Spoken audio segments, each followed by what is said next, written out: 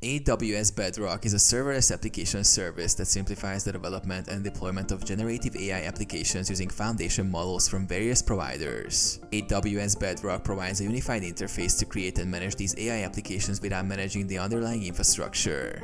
Here's how to work with AWS Bedrock. Access AWS Bedrock. Sign into the AWS Management Console. Navigate to Bedrock by searching in the Services menu.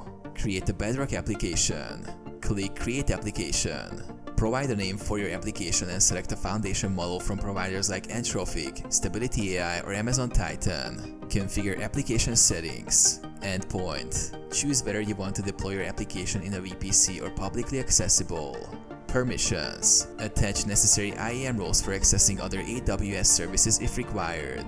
Develop generative AI models. Provide prompts and fine-tune foundation models for specific tasks like text generation, image creation, or conversation-based AI.